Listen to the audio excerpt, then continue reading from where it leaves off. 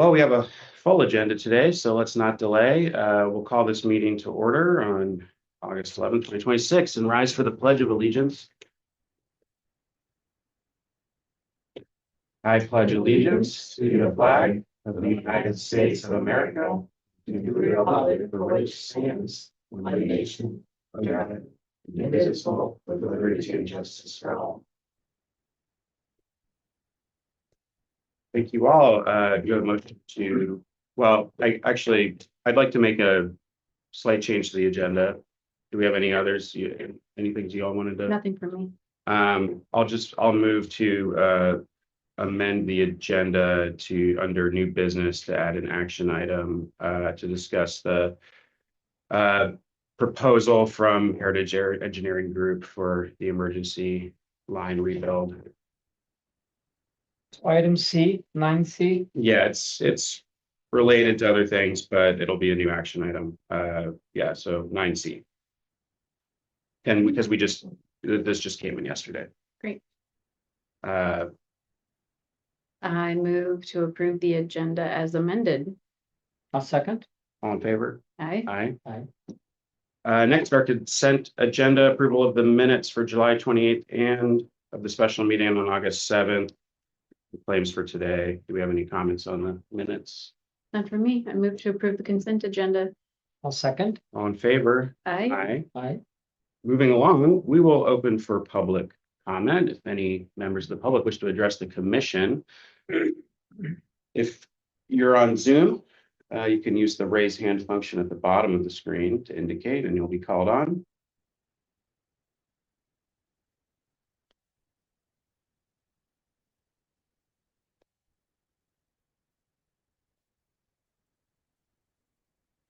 Seeing none, there will be one more opportunity for public comment before the conclusion of the meeting. But we will close public comment now and have to move to an executive session to discuss with legal counsel pending or potential litigation pursuant to RCW 423110(1I). And do we think this is going to be, is 45 minutes about what we expect, or? Probably only 30 minutes. Yeah, it sounds okay. Yeah. 30 minutes? Okay, so 8:50. thank you in advance all for your patience, but we will plan to resume the public meeting at 8:50 a.m. And we are will be, Lisa. well, yeah, we're pausing the public meeting, moving to executive session, closing the doors except for the necessary staff. And let's take a moment to switch over into the other Zoom function. Okay, 8:59 a.m. Thank you everyone for your patience there during that discussion. Shortly we'll move to a recess again, but yeah, I think we just wanted to say in public, as we're conveying here, Atul was just starting on that. We really appreciate all the hard work the staff are doing, and working over the weekend and everything to address what's on the agenda here today. So we're going to move to a 10-minute pause, 9:10. Yeah. Great. Well, it's 9:10, so let's resume the open public meeting with our general manager report. All right, I'll defer to Kurt, the operations report. Commissioners, as we talked about on Friday, we declared an emergency for our Douglas Road line. Described how we had a leak on the line, and then we did some exploratory pits, some excavation pits on the line, and we found some really bad coupling fittings. And I think that we need to kind of elevate our emergency response. It's significantly worse than we had initially anticipated. And so I've got kind of a slideshow I'd like to show you about kind of what we found and where we're at currently.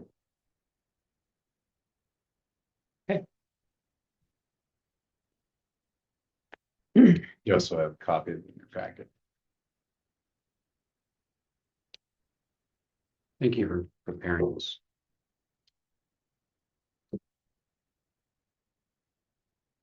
So first we're calling it the emergency unit line rebuild. But this is kind of our response. This is our response to what we found on the Douglas Road line, which is got some pictures here. So we're going to talk about the current line, how we're going to stabilize the situation, and what we would like to do moving forward. So we took we did 13 excavation pits, probably about 3/4 of a mile from plant 1, and we found 12 joint locations with failing or deteriorated conditions. So that is obviously a high rate of bad findings, without defining a better word. How do you locate the joints? Basically we found pipe, we know where the pipe's at, and we just kind of had to excavate until we found where the joint was. But then we can measure off, once we found that first joint, and we can measure off each section. And there are 40-foot sections in that area. So we just measured off from once we found that first joint and move from there. So for now, what we're going to do in that section is we're going to hydro wrap the exposed joints.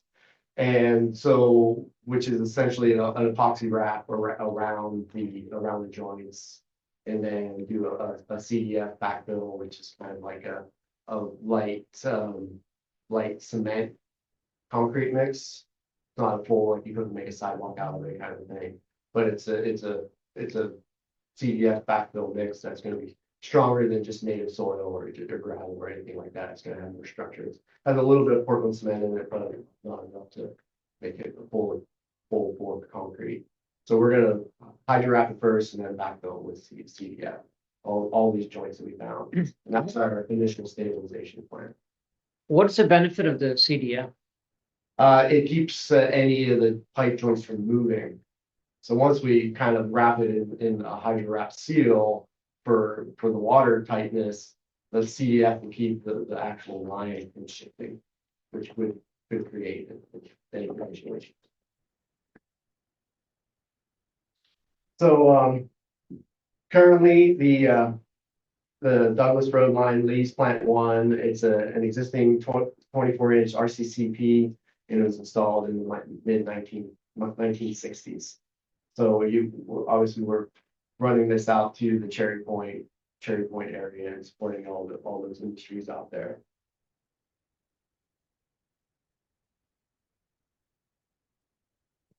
So how we found this is part of our RW61 project, which was we found a small leak near one of our hydrants on that line, and so this was kind of just the continuation of that smaller project and moving forward and doing the exploratory and figuring out exactly what's going on there. So as I mentioned, the field evidence really points to emergency replacement. We kind of move past simple just patching and fixing.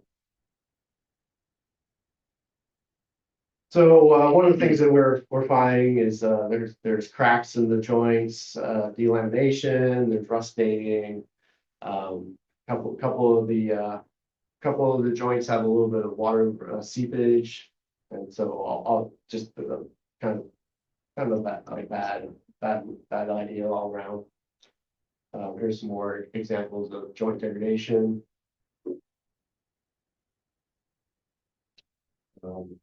More leakage here. So I kind of talked this already. We're going to expose and clean the joints, hydro wrap it, CDF backfill, and monitor. And that's what we're looking to do with the current line in place.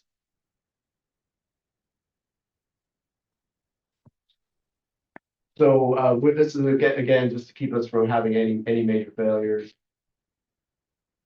So now the idea is to have a rebuild of a new line. So let me interrupt. Yeah, please. So the wrap that Kurt's talking about, it's not a repair, right? It's stabilization.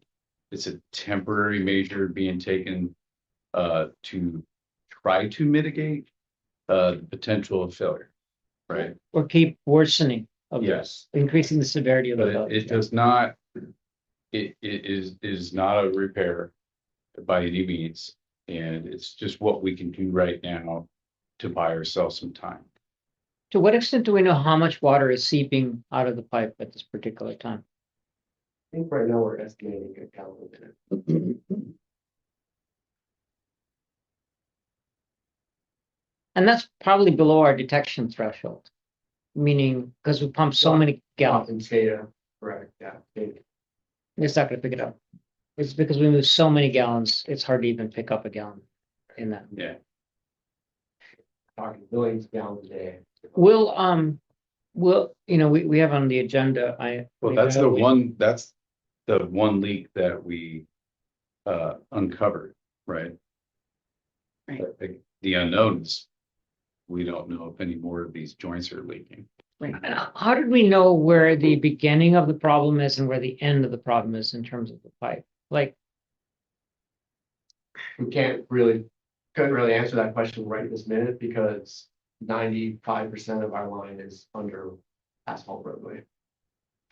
So without starting to cut up roads, we're not sure. and but via the replacement plan that we're proposing here, and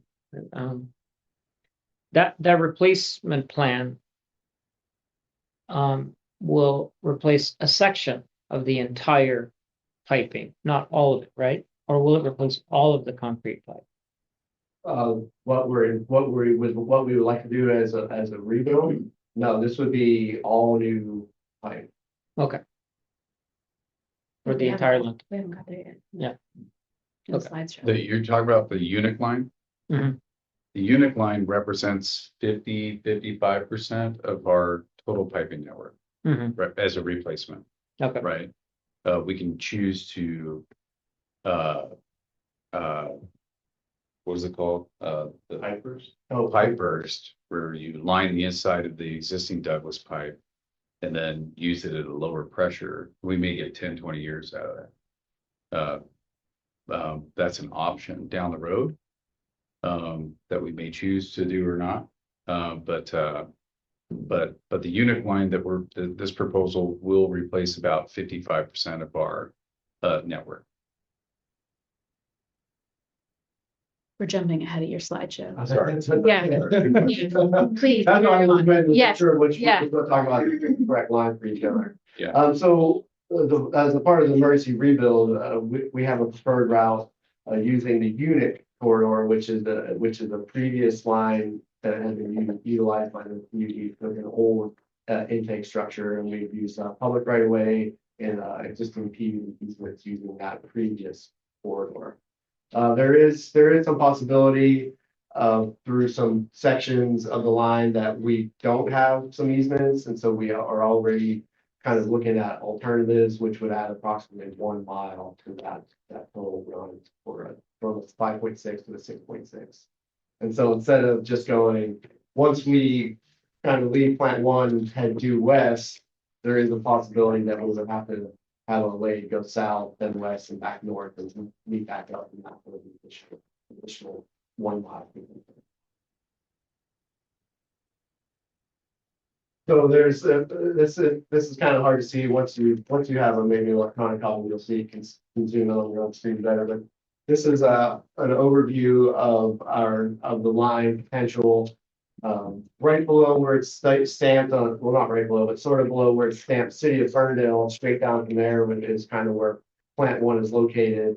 And then there's a blue line that comes out of there, makes a couple of 90s, and then heads straight west out to Cherry Point. You can see sort of in the middle of the screen, there's a red dog leg that comes down and back up, and that would be the additional 1 mile. Gotcha. Okay. So there is the potential, there's definitely along the route, creek crossings. And so we will use trenchwood boring underneath a lot of these. But we're also planning for potential culvert in construction during the portion.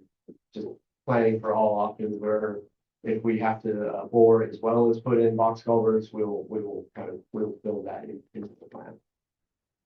So we'll identify streams, wetlands, drains, shorelines, floodplains, other utility crossings, and we're gonna evaluate each crossing independently, make sure that we have everything covered. So this is the page that everyone always wants to see. This is kind of the potential cost summary. The base costs we have currently, we're looking at 48.3 million. So it's a potential low of 41.5 and a high of 59.8.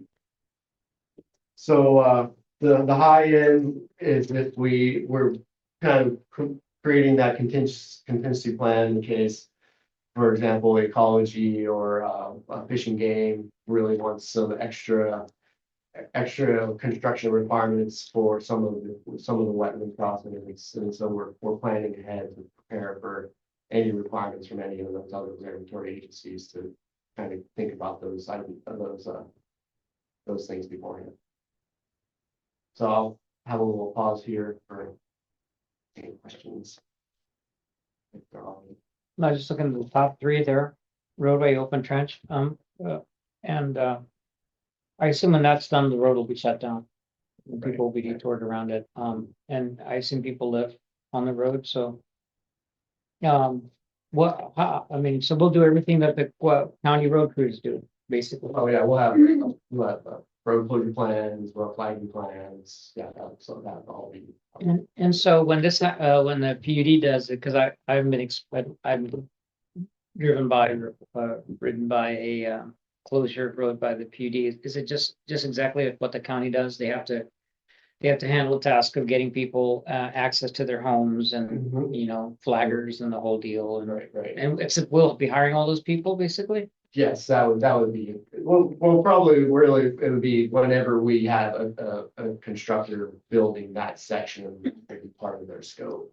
Oh, the contractor will do all that. Right, Okay. they'll take care of that. But the county will arrange a detour route. Well, we'll work with the county to, figure out what the path would be, and then the contractor will put up signage based on the requirements of the county. Right. I would not expect the county, other than permitting and that kind of stuff, the county wouldn't be doing any work. Oh, okay. I just figured maybe there was, some kind of, there's preferred traffic flow or something. Right, they may tell us what that is, Yeah. but then they'll tell us what it is. And then we put up the signage on that, yeah. Or the contractor does, yeah. Further questions from commissioners? No. Yeah, and just to clarify here, like,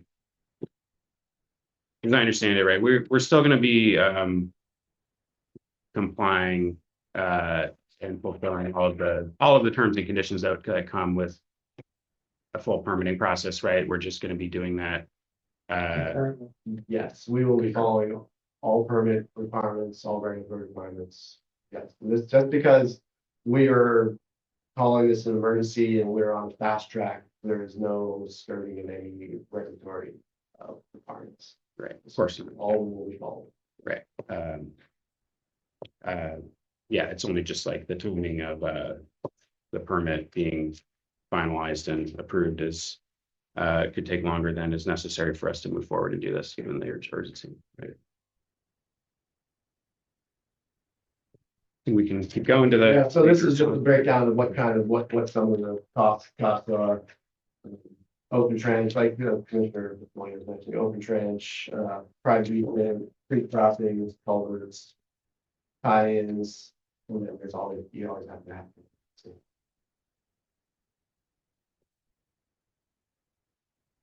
So now this is to get to your question, Commissioner, some of the permitting and agency coordination. Emergency determinations, the county, city, DFW, ecology, the Army Corps. Then we've got county right-of-way encroachment, that's public works, critical areas, wetlands, it's county natural resources. The hydraulic permit, that's the DFW. And then we have Army Corps and ecology for the aquatic authorization. And then things like shoreline program, stuff like that, ecology. So we're going to be working with all of these agencies.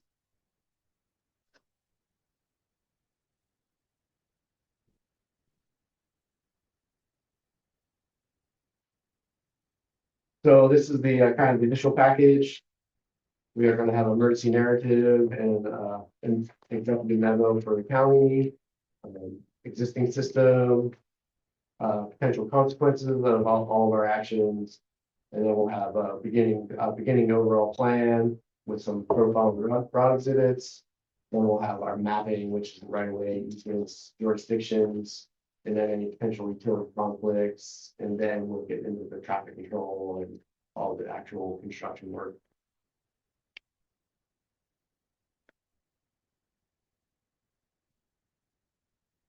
Sounds good. And then this is kind of the breakdown of the aggressive 90-day delivery pathway. Right now, we're working on the emergency the package, the team, line stabilization. We've actually got a crew on site right now doing work. Next 5 to 20 days, surveying, geotech, potholing, environmental. 45 days out, initial design, right away easement work, material procurement. Luckily HCP, it's a big pipe, but we're not looking for a very unique equipment or long lead items. We have a little bit of a benefit there. And we're also looking for a long distance in a lot of this equipment, so manufacturers like big numbers like that, so it's a little bit easier to get that material. And then days 15 to 75 is when the construction would like to begin. Obviously, 15 days from now, we're not going to have excavators. That's not going to happen day 15, but that's just the early part. And then day 60 to 90 is tie-ins, testing, activation.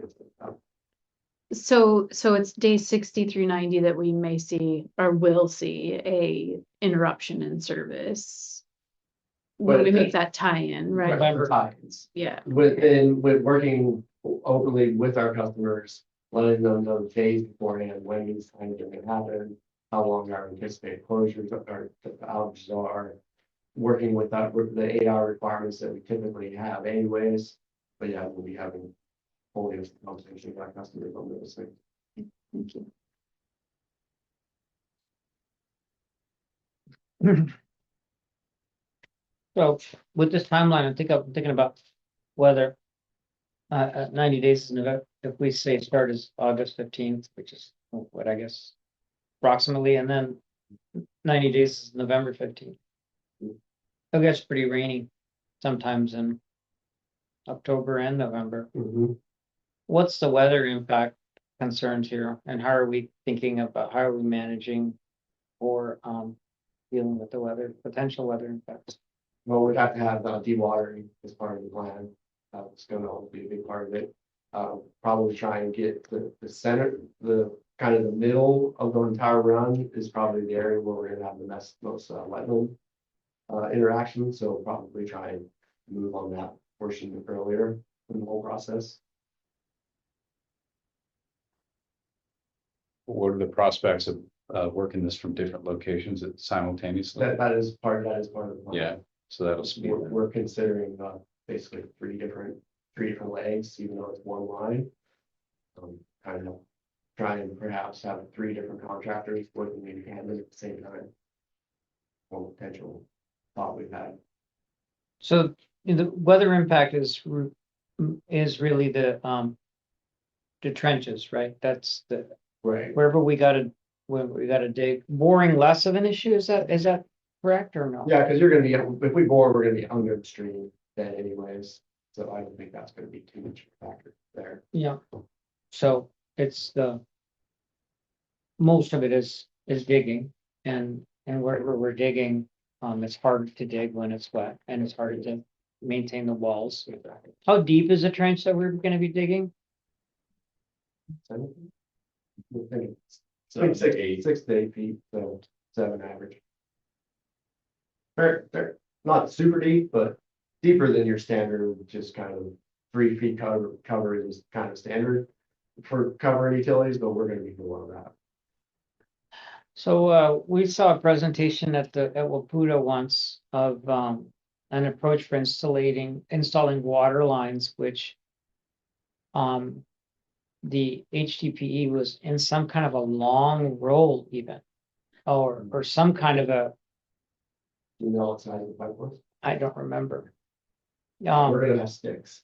Yeah. Because it's There's no way to do like a super fast install kind of thing with a roll. Well, I mean, in a sense, HDPE is on the faster side because you can field weld your sections together.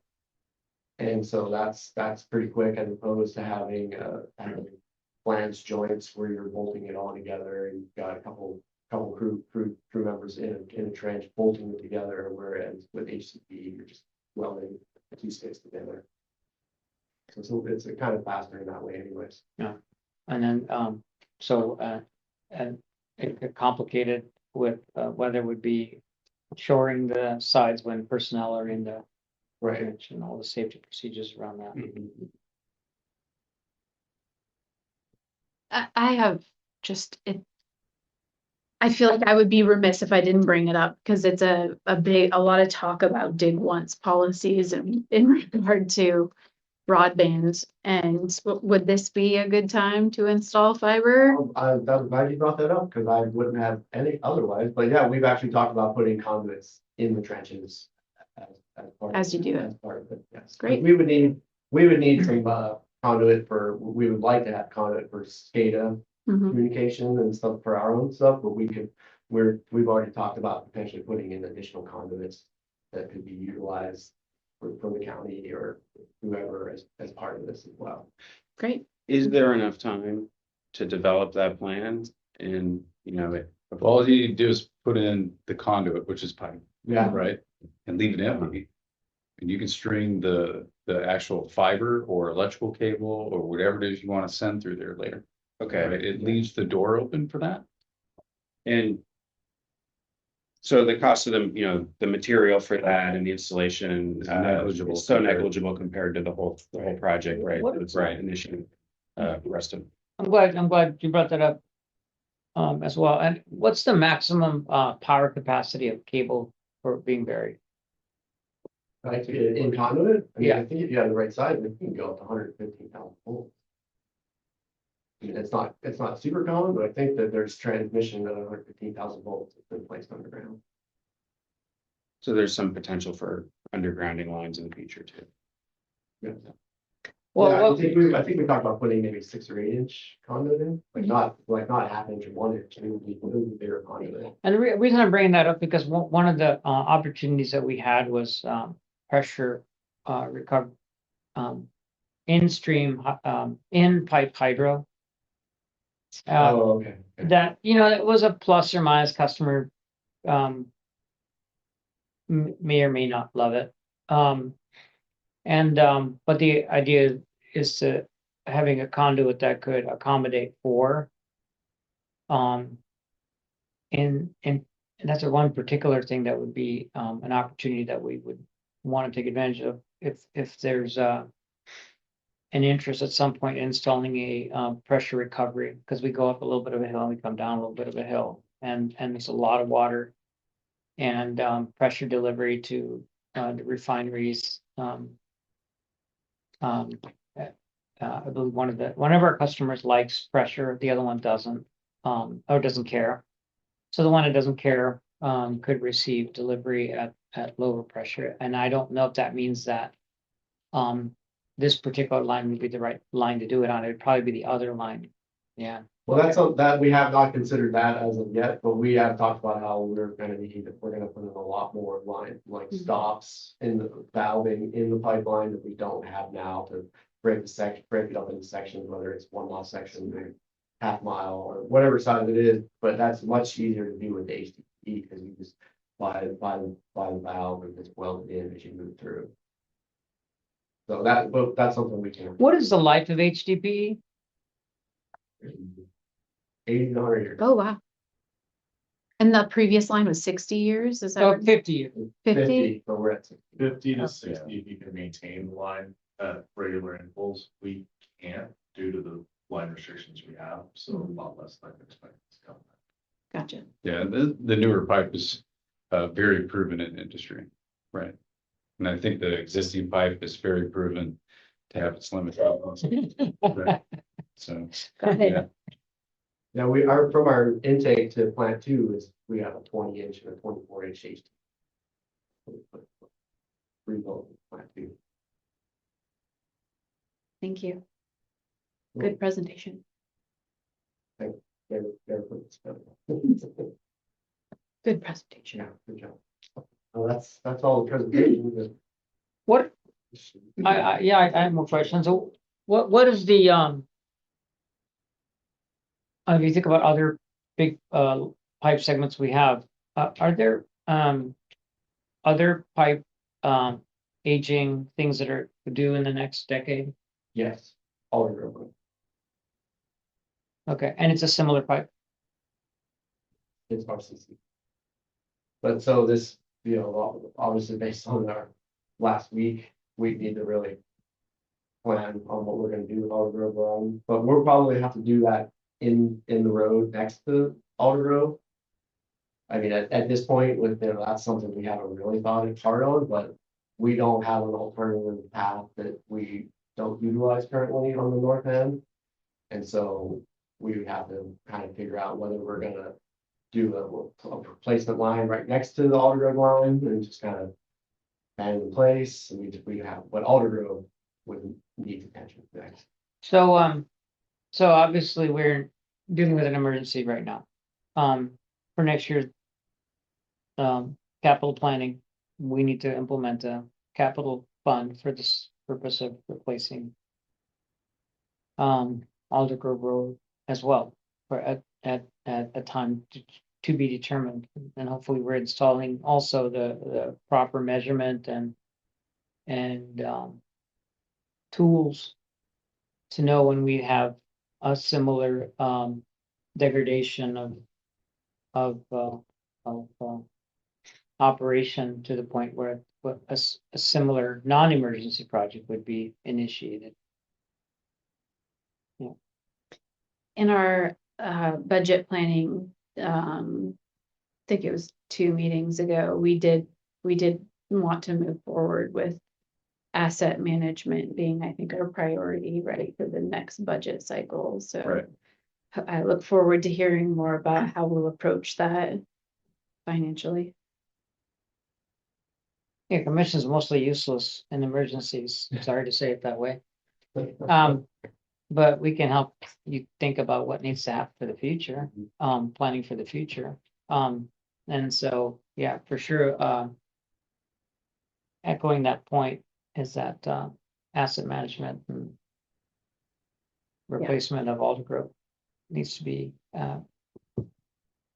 put in the parking lot for next year. And Alder Grove is where we had a leak like a month ago. Was that, or there? No, okay. Yeah, and, if we end up projecting, and I'm just making up numbers, that there's a $25 million need. And we have a reserve of 12 million, right, that we built up over 5 years. Well, that's a lot better position than having no money. Right. Mhm. Right. So, and then we're working towards the other half of the money rather than there's no funding pre-existing. So we'll be working on it. Right. And recognizing there's future agenda items there, but yeah, we are all. I think we're all seeing the need to budget for and plan for full modernization projects across the board to improve the long-term resiliency of our system. Continuing on, the Plan 1 rebuild, but all of our aging water lines. And so we'll be discussing that further. But for now, yeah, it seems clear and apparent, absolutely necessary to implement emergency action here to get this work done and not delay. So is there anything else that you would like from the commission in support of just making sure that this gets done? Not necessarily for this conversation now. There is actually a specific action item for later in the meeting. Oh, right. Yes, To help us. there is. Yeah, side, so there'll be an action item on that. that's right. Yeah. We'll be getting to that. Okay. So moving on now. before we'll shift topics and hear a broadband update from Andrew Enterkin. Sure. Good morning. No, not much to report that's new other than, I guess, we haven't heard back from the county yet on the clawback concern. I'll let the commissioners out, but staff hasn't been aware of any notification. And then we're just continuing to monitor the results of the deed awards and tracking the existing awards in the community, as including ours and some others that have been state, federal funded that, are no longer moving forward, are going to be unserved after BEAD because they were not included in BEAD. So will still be work to do even after BEAD. So we're continuing to monitor that countywide. That's it, and I'll kick it over to Tony if there's anything else that I missed. Yeah, are there any questions from the commissioner? No, I've got an update relating to broadband. The first thing is that we had a notional feedback on the county's willingness to work with us to not get clawed back from the state level.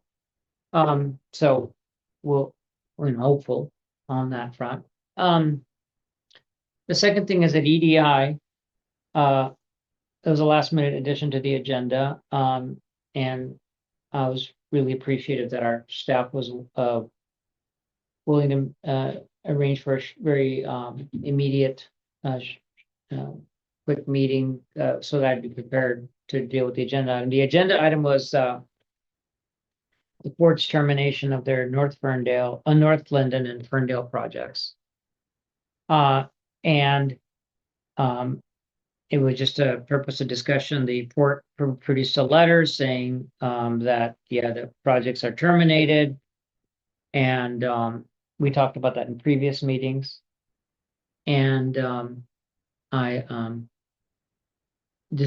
did make a comment, and that was that there is substantial potential reuse of the $1 million to $2 million that came from EDI was spent by the port. And so 1 million will be returned to EDI, and the other 1 million will be essentially written off by EDI. And the 1 million that was spent, a substantial amount of the preparatory work for North Linden and Ferndale is reusable, because any new project would need to similarly run fiber to those locations. There's enough density there that no, not the same dig related issues. So I think that's something that in a future round of as we develop our plan of non-deployment funds, we can pursue those. What I want to do is I want to hear back from our team about what that next stage would look like. I want us to start putting together thoughts on what a new proposal would look like for North Linden and Ferndale in collaboration with port staff. It might just be a back of the envelope communication. I don't think we need to spend a ton of time on it, but it's important to have a vision for where to go next on North Linden and Ferndale, so that the project doesn't become quote unquote abandoned. When you kind of abandon a project, I want to make sure key documents are kept, right? I want to make sure that anything that needs to maintain the current status of open permits, for example, is kept. There's an advantage to having a plan for a next step so that we truly do capitalize the maximum value out of the projects as they currently stand. Yep. And I realize that that's a port responsibility, but we've been tech support for the port through this whole process. So, they need us and we need them, and I want to make sure that these projects don't die on the vine. So, and I don't know what, I haven't talked to this with at the commission, so I would very much appreciate hearing whether my colleagues feel the same way or have other input, and we can come to a consensus.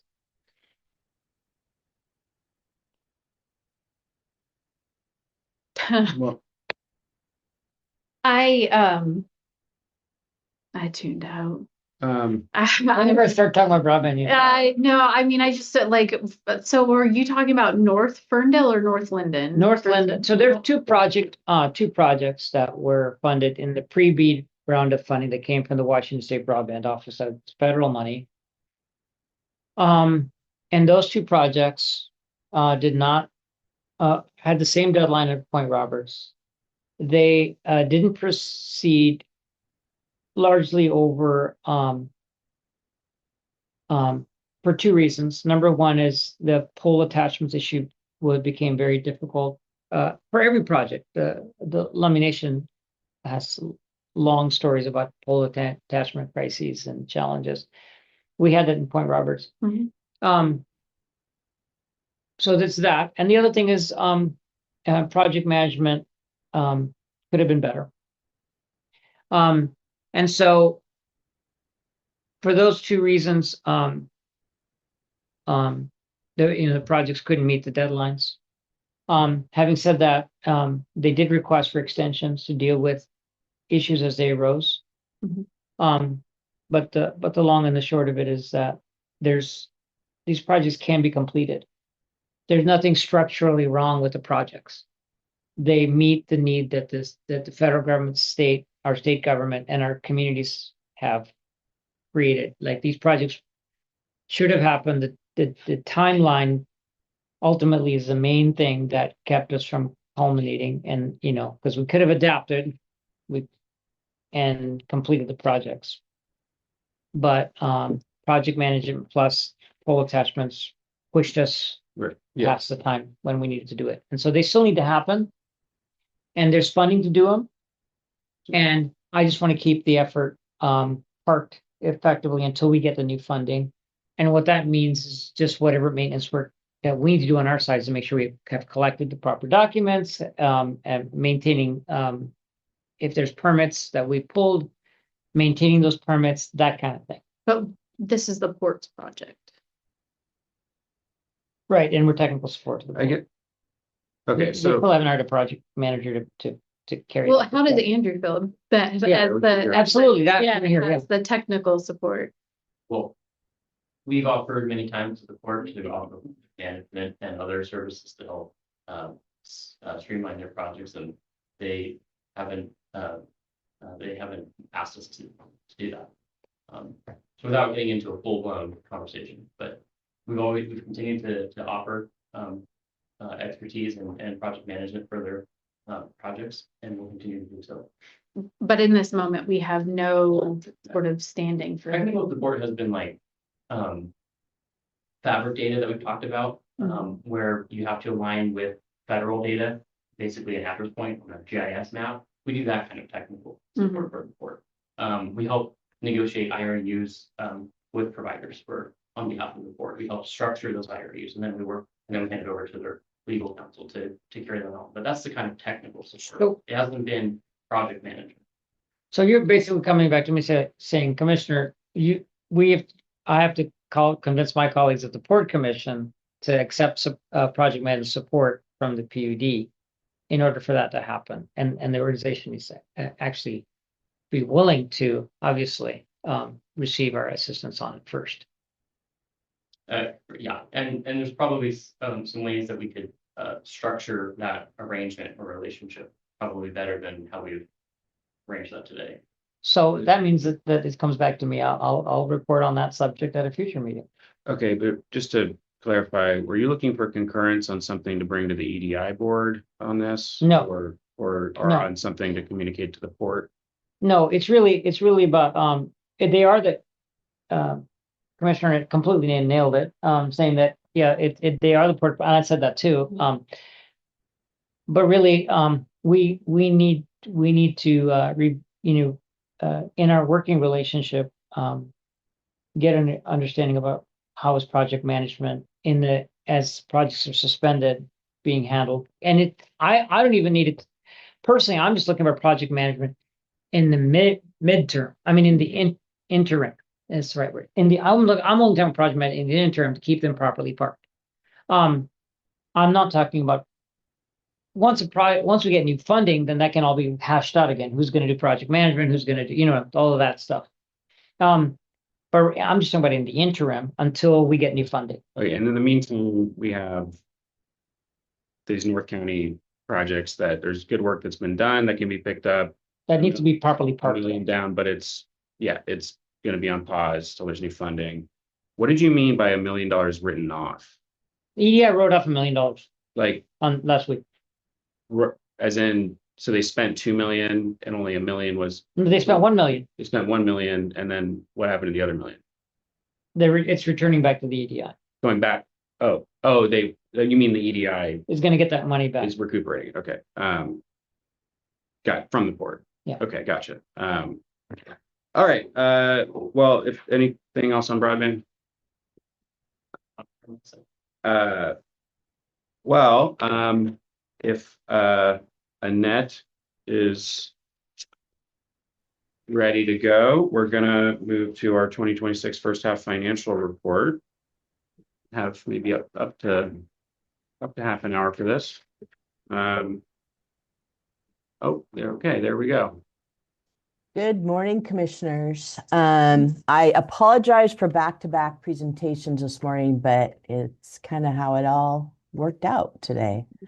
So as you know, we typically pause halfway through the year and kind of give an update of where we are compared to what the budget was for the year and talk about any kind of variances. And obviously, you've been briefed on a very large variance, but we'll talk about some other stuff. One of the things I did want to do is I just want to do a high-level accounting 101 from the PUD point of view. There's been a couple comments that weren't quite accurate, and I just want to kind of remind you of kind of how we're structured and how we're a little different than maybe a typical business is.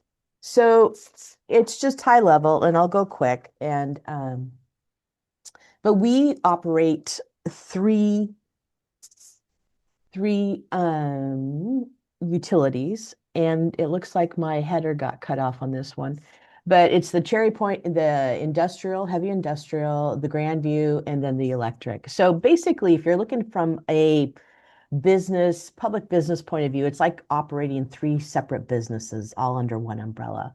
And then we have a general services or internal services fund that we collect kind of overhead, the admin costs, and then we allocate it across to the other companies.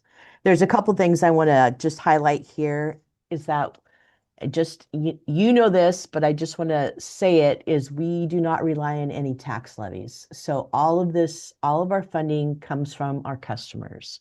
So anything we do gets paid by our customers unless we are able to figure out a grant to cover that. The second thing I wanted to address on that is under that 2025, these numbers are based on our end of year 2025 financials. Under the electric, the orange one, you have two numbers, and the 12 millions are operating revenue. 2.5 is the general services piece of that. That's the only piece in the electric system that we have control over. So it's 12 million's a big number, but when we talk about rate increases that we can cause, it's only on that smaller piece, the 2.5 million. So the expenses, the next line down, that incorporates everything. That's O&M, that's feasibility studies, that's all of that. And then I wanted to drop down to external customers. We have roughly about 84 customers. So we are the oddball in the PUD. So every time the source book comes out from WPUDA, we are kind of the the outlier that kind of throws all their metrics kind of sideways. You'll see under the dark blue on the left, 11 plus 32. You can have, and we do have under the industrial water, two different customer classes. So we have 11 heavy industrial customers, and then we have 32 irrigation customers. And then down towards the bottom, when we start talking about cash, that cash is all held at the county. So Stephanie mainly goes through some procedures and stuff just to issue checks and deposit cash there. So we always have to keep that in mind. We do have a revolver fund that you approved several years ago, and that's $20,000 that we have a checkbook and we can issue checks immediately. And that was just to try and help with the turnaround time. Because a lot of times, once we get the invoice, it'll be, 3 weeks maybe until we can get a check from that. Any questions on that slide? Okay, and this is the second one. And this is, if you've gone through a rate study, this will be familiar to you. So there's basically 3 questions when I set up the budget. And the first one is, how much revenue do we need? And now this is different than your standard private operating business, because private businesses start with how much revenue am I going to get? And then that's the bumpers, the guidelines to how much your costs can be. We are a little bit backwards on that, where we start with the costs, and then that determines how much our rates are going to be. So what I do every year is project what the year-end cash balance is going to be. Now that is important because if we budget, say in 2025 for something, some feasibility study, that doesn't get done, that money does not carry over. So that needs to be reallocated in the next year's budget. That's something sometimes people get a little confused on. So we start with the beginning budget, and then there's a list of items that we need to take out. So the budgeted cash expenses, again, that's O&M and all the feasibilities and all the projects. Debt service, the capital transfer, the piece that comes out of the rates that goes into our capital fund, any changes in reserves, and then we don't budget to a 0 cash balance. We have reserves that are set up in our financial policy. So we have some cash minimums that we balance to. And that ending number is our what's called a revenue requirement. So that tells me how much money each year we need to collect. And then the next question is your COSA, your cost of service analysis. And so what you do is you go through each part of your business and say, how much does this cost? So let's start with the electric. Electric's easy. And what that table is up in the upper right is our cost structure, our charge structure for each of the different utilities. So under the electric, again, the only piece that we can affect is that general service piece. The power, the transmission, and the taxes are all straight pass-throughs. So I figure out what my revenue requirement is for the electric utility, and then pretty much divided by 12, and that's my general service charge.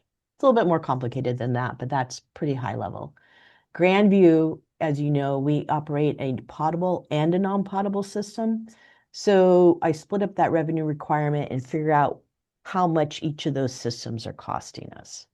And it's similar on the rest of it. And then the third question you ask when you do the budget is your rate design.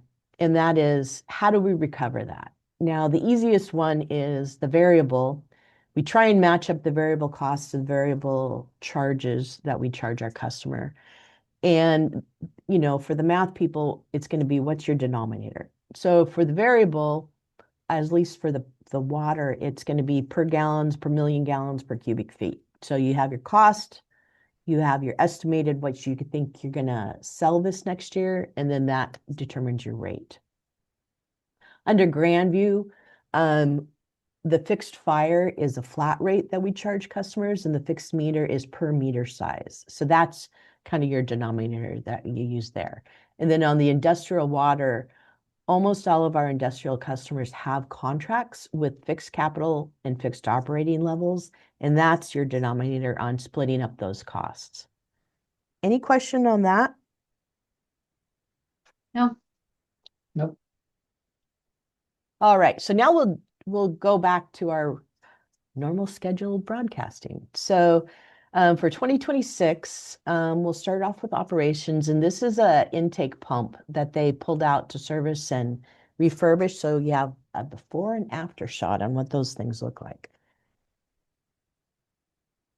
The next two slides are the top half on them will be the same as I send you every month in that dashboard.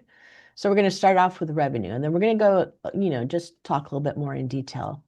So overall, our current revenue is 25% over prior years, and we're just pretty much on target for our half-yearly budget. But a couple things we want to talk about. First one is the industrial sales, that's up 18%, but we had 20% rate increases. So, that's somewhat to be expected. Grandview water sales is up 18%, but we only had 8% rate increases. So you can see down in the lower section over on the left, Grandview actually is up 19% for year-to-date water consumption. So that's what's helping that out there. Interest income, we're way over what our budget is, and that's the bond money that we're holding. So that's not, we had originally projected or budgeted to spend roughly 40 million on the Plant 1 rebuild this year, and that is not happening. And then the miscellaneous income, there's a big variance there with budget, and that's that 3 million broadband grant that we had budgeted in that is not happening. And so then down below, you just see several levels of what the consumption has been historically. Any questions on that? no. Okay. So next up is our operating expenses. Purchase power, even though the levels on the last screen showed that we're pretty flat in the energy consumption, it has gone up, and that's mainly due to more tier 2 power costs, which obviously are more expensive than the tier 1. Taxes are going to go up accordingly as our revenues go up. And then the general O&M, there's a graph down over on the left, and that our normal culprit is extraordinary maintenance. Most of our extraordinary maintenance projects are weather dependent, and so this is the busy time. So we are behind budget-wise in extraordinary maintenance, but that is because the first half of the year we don't do much usually there. And then planning and development and grant projects, that's over on the right side, lower part. And then the blue highlighted ones are grants, where the rest of them are just projects that we pulled out of regular expenses that we want to track. Typically, like adjudication's a big one, but the big culprit in our variance on this one is that, again, the broadband. So the broadband, we didn't get the grant, but we don't have the cost. So it is a bigger variance, but it's not concerning. And then I also wanted to just point out that Cherry Point feasibility study. That was a little bit of a sleight of hand on Chris's part in order to get cash into the budget for the Mycoff hire. He knew, but he hadn't, when we were developing the budget, he hadn't revealed that he was planning on retiring yet, but he wanted to make sure that we had some money to hire Mycoff to look for a new GM. So that's why there is no cost associated with that. But we did end up spending roughly $78,000 with Mycoff on that. And I don't recall us making a amendment to the budget. So from where is the payment to Mycop coming out of? It's just under consulting is where it was. We don't bring amendment. I mean, our budgets, we set it in December, but as the year goes on, everything changes. So as long as we don't have to increase our revenue or change our rates, we typically do not bring it to you. But Right. you did approve the work order, the PSA with Mycoff. Right. So, okay, just so then I understand that, the numbers pencil out, evens out by not having conducted a feasibility study, but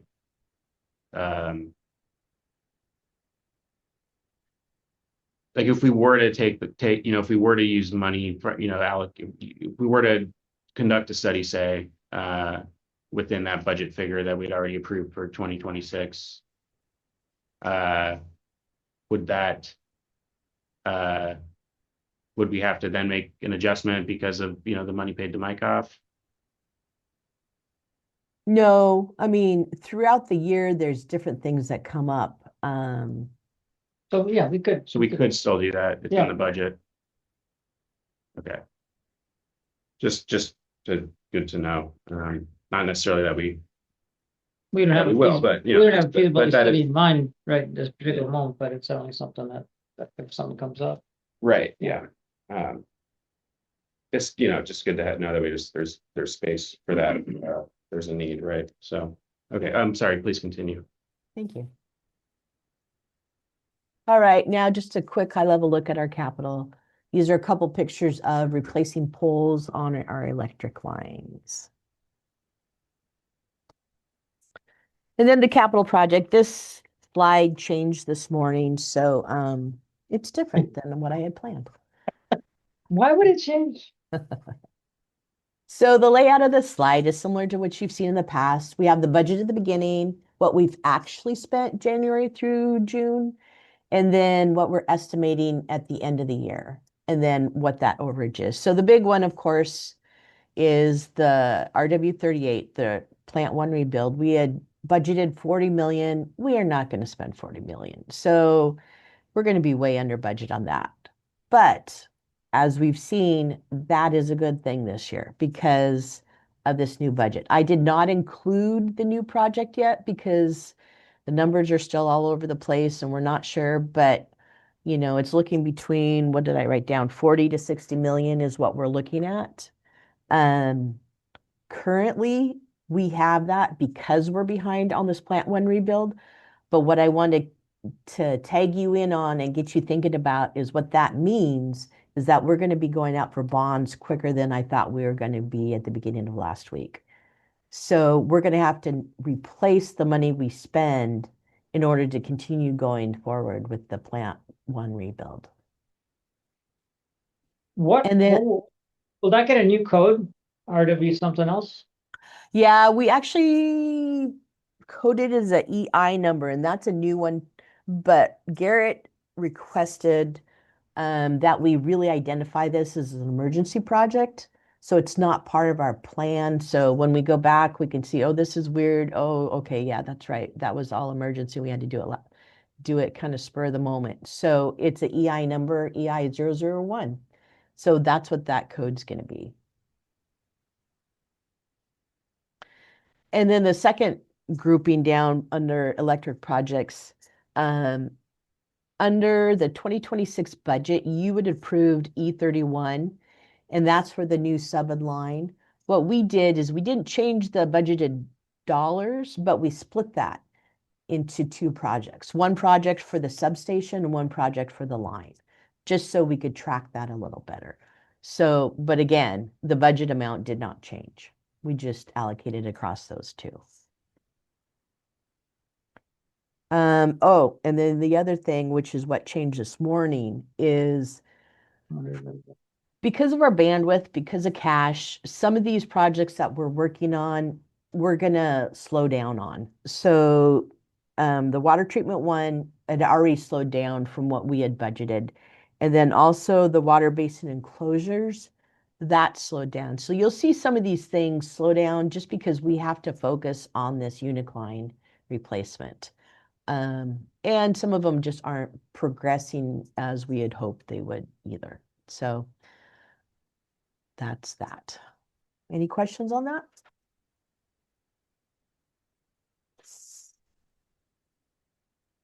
Just a comment, I guess we should be grateful that Plant 1's a little bit behind, huh? Yeah, I would have a hard time coming up with $60 million Yeah, yeah, it within looks like it's, 30 days. we make it work. I think we can, I hope. Yeah. All right, Yeah. Thank you, Annette. of course. Thank you. Are there any further questions? Comment from Atul, he thinks we should have a bake sale. Well, we're looking at over $200 million in the next few years of capital improvement, capital replacement. It's just if there is a competition among local governments, I think we'd want it. So. Right, and we'll have to talk about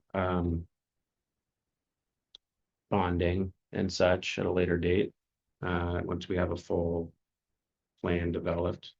And, I guess I do have a question then for Annette.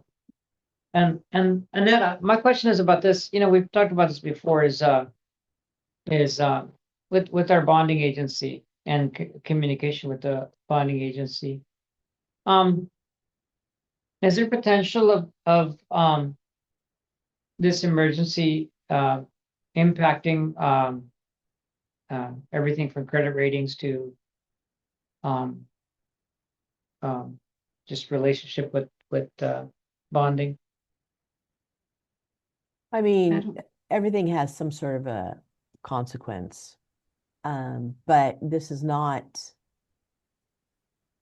utilities and business in general always have some sort of a sideways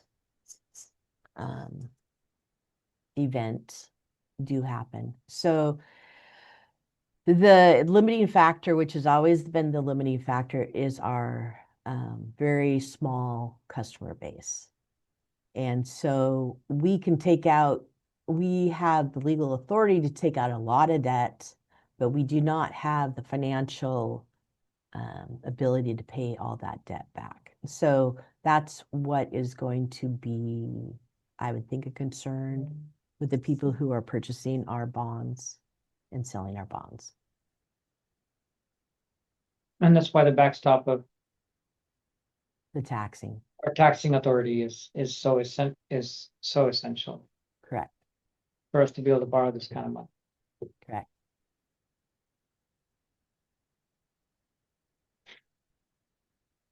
I mean, this is the kind of thing that would be if we were a private business. This would be a whole different, it'd be a much different situation. The fact that we have taxing authority in some ways allows us to provide service that it would be really, really hard for private business to do. Just occurred to me. No, I guess that's all. Thank you. All right. Thank you.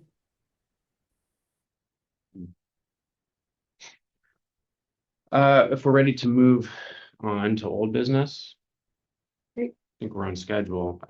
Do we have an update on adjudication?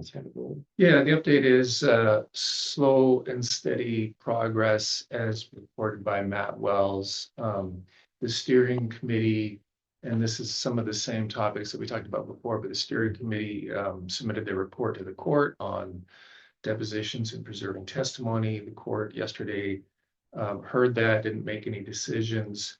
The committee report was not unanimous. There's some division of opinion about whether they're going to file these deposition notices in just the master case or in each sub case. The overall recommendation was just in the master case, I believe, but the court's going to wade through that and probably rely heavily on the clerk. Clerk wants it to be filed in both cases. And then the court is asking for plain language instructions for those people that may be proceeding without an attorney for all these things. So that's good. And I don't know what the exact topic is, but Matt reported that the court said there's going to be an open house on August 28th. I don't know exactly what that open house is going to look like, but I can get more information on that if you would like. And that's the report. You don't know where that open house is? No, going I to be? don't. I just I assumed I can. Could you get that I can information? get that. Yeah. Okay, thanks. Thank you.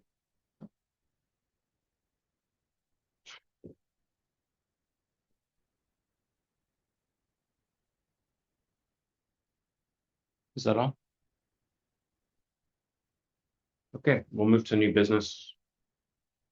Starting with action item 10. PSA with M2 Consulting. Kurt, do we have a report? Yeah, hello, commissioners. So this is, I'm here to request your approval for PSA, a professional services agreement with M2 Consulting. We've got M2 as first encounter with as a sub for Heritage. And he's been a great member of their team. And then we found out that he was really to be helpful with our support with our kind of our architectural and engineering program as far as how we bring in firms and making sure it's like a high level that we are following all the requirements of the state auditor's office, because they have a lot of requirements that we may interpret the RCW or different from how they may. And so we're looking to M2 to support us and making sure that our programs are in line and that they're effective for us, for one, but they're also effective for following all the RCWs and making sure that we've got everything kind of taken care of. Mitch Reister is the main guy that we work with, and he's worked with he was a public works director, he's a county engineer, planning director, and he's worked with both Chelan and Grant County previously. He's had a long-term career. He's a principal engineer, so he has a lot of experience. He's even had through Heritage a little. I think Peter's had some conversation with him, and I think he's found to be really a good resource for us. And so I'd like to request your approval for a PSA with him, so then we can do work orders to make sure that our annual A contracts and everything are on board.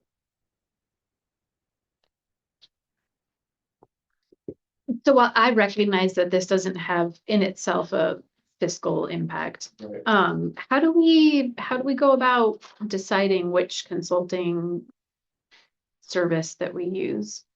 Well, we have to kind of pick from a group and use different ones for different things. So Okay. we try and spread that around as much as possible, but and pretty much all my career through Whatcom County, there's often a lot, or I should say a shortage of choices. Mhm. And just no matter if it's construction firm, government.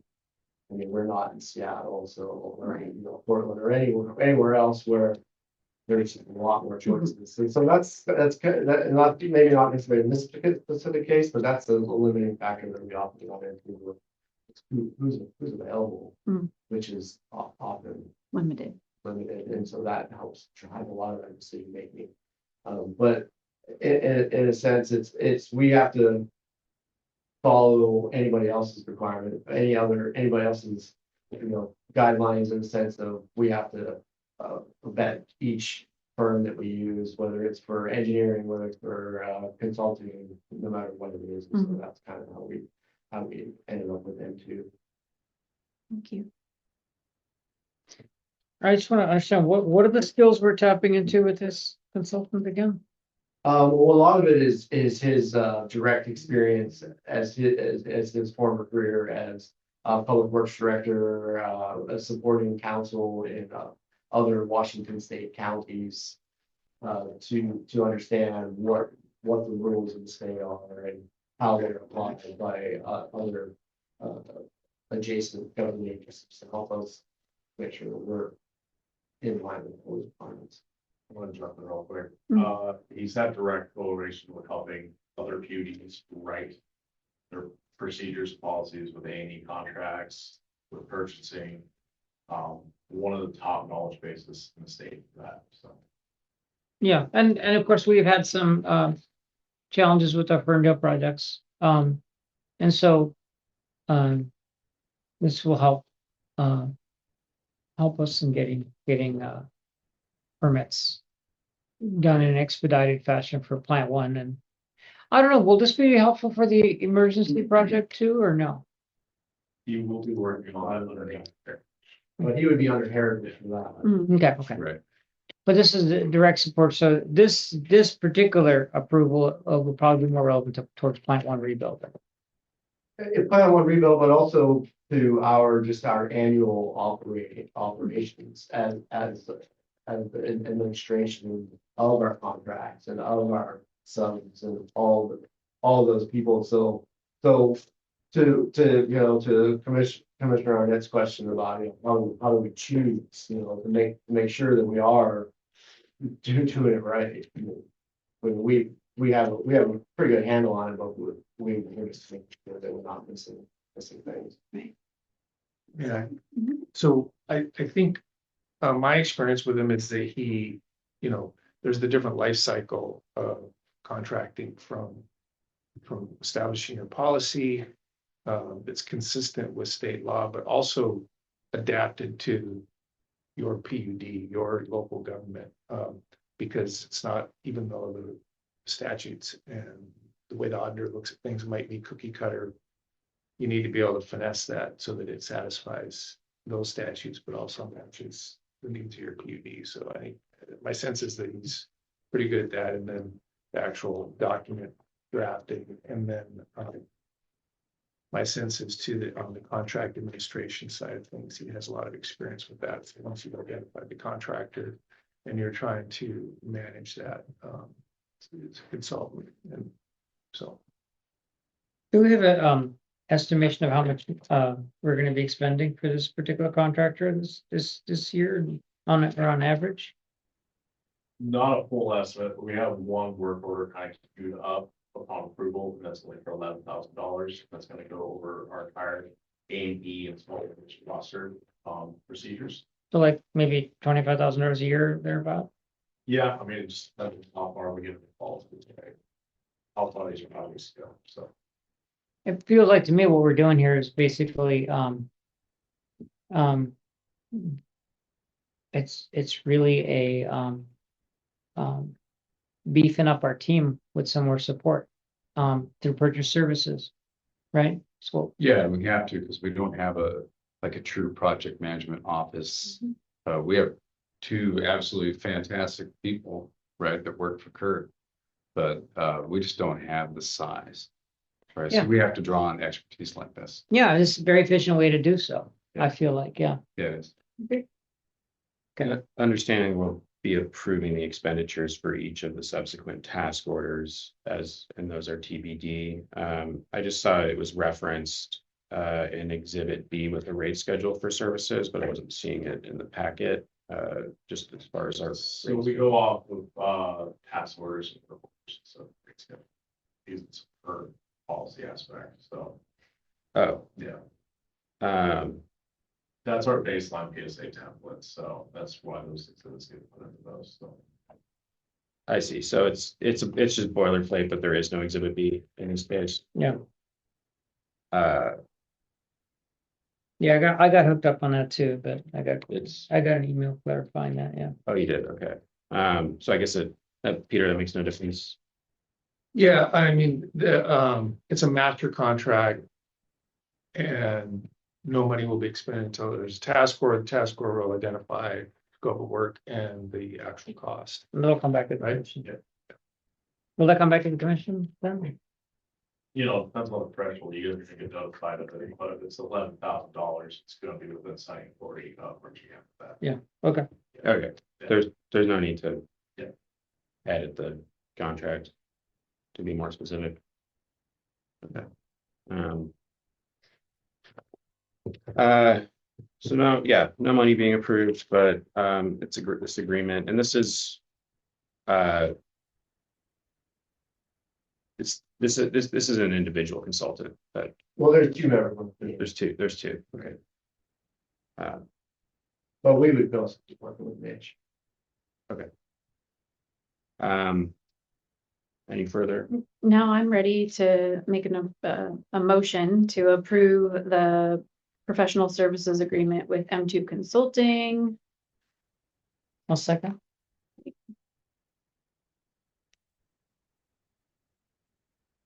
All in favor? Aye. Action approved. We'll move to Our next action item, work order number HEG 260401 with Heritage Engineering Group for Whatcom PUD hydraulic analysis. And Garrett, if you'd like to come up and full view of us for this, you're welcome to sit at the table. I'm good back here. Yeah, good morning, commissioners. We're coming to you with this work order. Yeah, if we would have known you were gonna be up here this much, you could have just sat at the table. Yeah. Yeah, so going through this, basically back to Commissioner Tool's point, where he brought up the fact that, we need to start looking at long-term phasing out of capital improvements, our line and everything. This is the first step. This is step one in examining a line, getting a true hydraulic profile of our new line. This is also key with the next approval I'm gonna be asking. Because with the next one we're asking for, we want to make sure that we have everything hydraulically profiled. So we have full understanding how it's going to impact the plants, plant one rebuild, everything moving forward. So we reached out around, asked for a few quotes. Heritage came back at most cost effective. Mostly due to the fact they are a local firm, so they weren't traveling Seattle, Portland. So there was a little bit of edge on the cost effectiveness. So on that, we are asking for approval. Work for this is mostly gonna probably start in the next 90 days and then carry on, into next year after that. Just so we can incorporate everything into transmission. Any questions? So this looks great to me. We do have an existing professional services agreement with Heritage. But we still did get additional quotes. And they came in the lowest. Yeah, they came in the lowest, yeah. Our current system is not really set up too well for studies, so there's a lot of field work that is required with setting up pressure regulations, monitoring equipment. So there, for a lot of other firms that were coming in and specialize in this, they're out of Seattle, we're out of Colorado, and it's just not cost effective to bring them in for such a small study. Great. Don't we, wouldn't it be beneficial? I mean, it is a significant amount of money to designate that this is under the emergency. This is not the emergency. This is Yeah, but it's related to the emergency. We were gonna do this. It'll be useful in the emergency. It will be useful. It's already a CIP budget line. Yes, Okay. so we've already have this. Okay. We, at this point, we can kind of look at our system pressures essentially at the beginning and the end of the line, a few points between. This will give us, for example, pressures at the bottom of the hill along the floor off the hill and the other side of it. And that will really help us be able to kind of like run our operations as efficiently as possible to know all of those profiles. The reason I'm bringing this up is that historically, when we talk about these kind of expenditures, we've gotten a packet with all the vendor bids.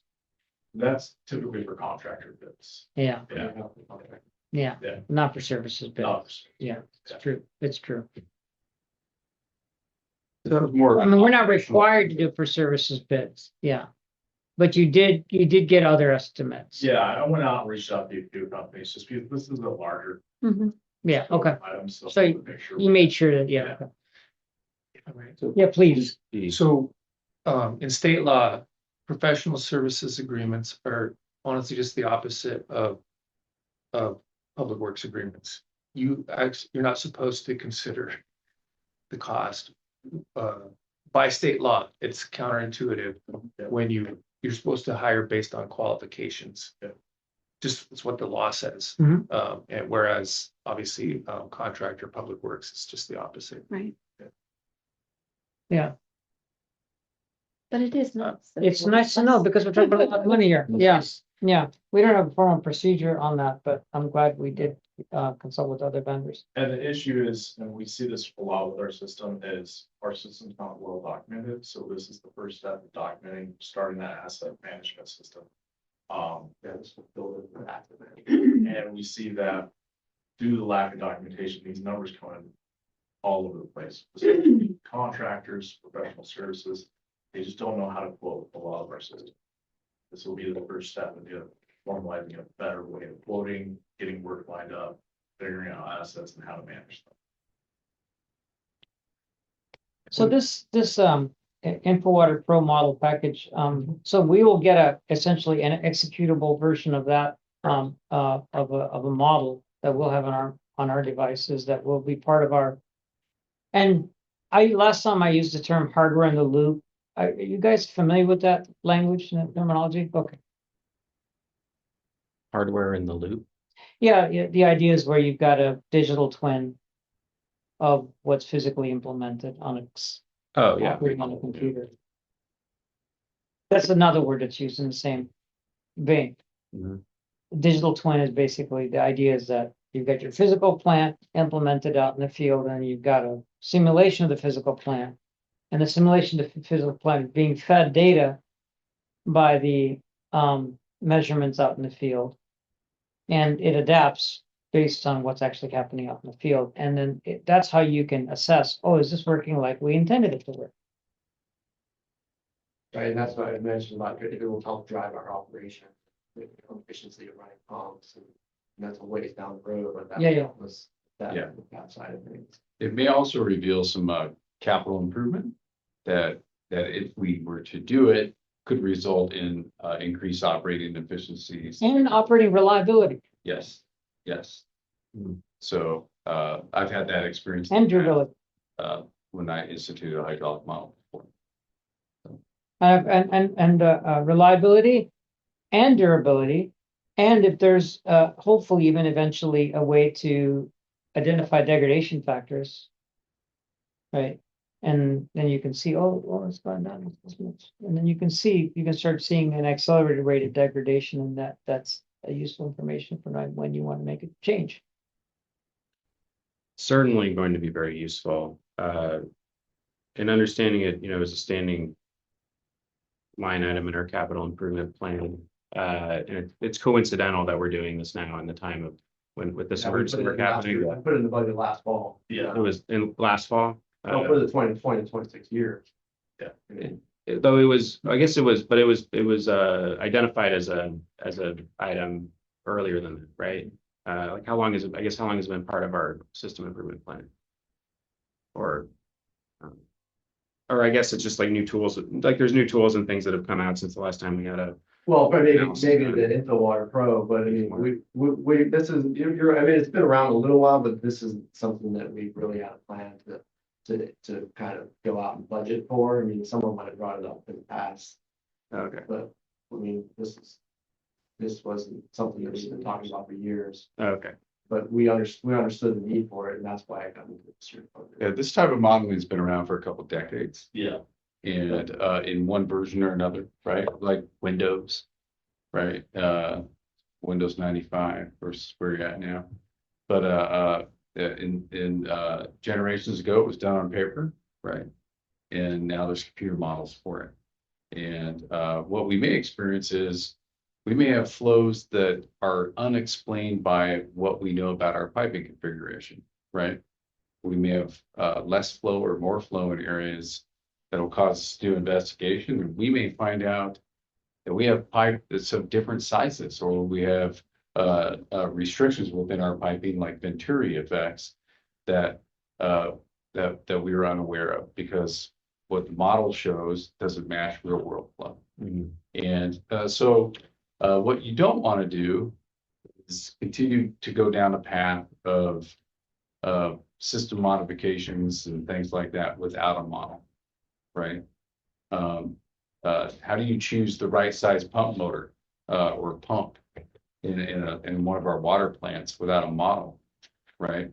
My guess is you just swing big, right? You buy the biggest pump you can instead of having a model that allows you to be smart. Right? So this is very important to our team. Great. Looks good. I'd like to make a motion to approve work order number HEG 260401 with Heritage Engineering Group. I'll second. All in favor? Do we have to authorize the GM to execute the work order in this one also? If it's, Yes. yeah. Oh, okay. Thank you for clarifying. So the motion is to Authorize the GM to execute work order number HEG 260401 with Heritage Engineering Group. Did you want to say? And I second that, and all in favor? Aye. Aye. Aye. Okay. And we have a new item, right? We have an additional item, and this wasn't in the public packet before. This is an action item. There's a memo in front of you on paper. Will you all have it? Yep. We're with basically regarding a proposal from the same firm, Heritage Engineering Group, for the emergency line rebuild. Who's reporting? Welcome back, commissioners, to this topic. Yeah, let's talk about this. So Friday afternoon, we found out all these issues on our line that Kurt presented, correct? And the original line stop was designed by Heritage Engineering Group, so they were on site when we found these. Thankfully, them being local, and I asked them Friday afternoon, I said, what are your plans this weekend? And they said, cancel. We'll be with, and they worked with us through the weekend, identifying solutions, coming up with ideas. And I asked very quickly for them to turn around a proposal for emergency line design, including construction support and build design aspects. And they came up with that. I'll say they have some task orders in this. Task one is emergency mobilization and project initiation. That is currently kind of ongoing underneath the line stop budget. I've already utilized some of that, trying to get the original drawing that was presented to you guys today, from you guys. Task two is survey, mapping, alignment, and construction layout. That's the next big task that will be coming up. Task three is build engineering, design, and technical support. So that's going to be the actual layout of the new rebuild of the emergency pipeline. And then task four, which is kind of the big long-term one, is permitting, environmental, and agency coordination. So that's going to be the ongoing non-stop permitting regulatory reviews all in the next 3 years. That's what you're probably. And then task five is construction, engineering, and administrative contractor coordination. So they'll be helping us directly on that. Task six is construction inspection, quality assurance, and build documentation. So we have a proper build documented system after this. Our current line design for Douglas and Aldergrove is a lot to be desired because we don't have great as-built for them. So that is something we are going to completely overhaul, have proper as-built done, have proper surveying done during this project. So we have knowledge where everything is at. Exactly. Yeah. If you look at it, there's a lot of assumptions, there's a lot of exclusions. I asked them to throw a dart on the wall and try to pinpoint some rough number to get us going, and they did that. So the exclusions talk pretty in-depthly of, hey, you know, this is a 2-day turnaround period for essentially what should have been a 3-month plan. So there's going to be some exclusions. I foresee amendments in the future, depending on planning and permitting departments, regulatory authorities coming back and requesting information. I just want to give you that heads up front. Right now, they're asking for 4.5, so that is what we're asking for approval. So you guys to approve this emergency work order, have authorization for Tony to sign it, and we can get going with design and permitting all this wonderful next 90 days. So. How much have we had legal review of this? What was that? How much of legal reviews happened to this? Not a whole lot. No. You feel like you need to? Well, I'm comfortable. I mean, they're not building anything. Well, they're not building anything, and we should talk about the internal emergency declaration. I know, maybe that's already slated. So just sort of the procurement that's happening right now on an emergency basis. I know we reported on Friday, but anyway, that's something to talk about. But no, you're going to be working with these folks hand in hand, and they're not going to be submitting things independently. So. Yeah, so I will say I got really excited when I was like, oh, it's a fixed fee of 4.5 million. That's amazing. And then later read that actually that's a very squishy number. Yes. That doesn't mean like that's what it is. That they just kind of gave us that estimation so that we could get going on the project is kind of what it sounds like. that's correct. Okay. An estimate, and it's not a guaranteed maximum Right. cost. our task one is a $500,000, and that would be immediately paid, right? Yeah, so we've already talked to them about that. We're working that out as well. If you get approval from you guys. And then each subsequent task order will be, It'll be billed per percentage of task work. would we then be approving each one? Yep.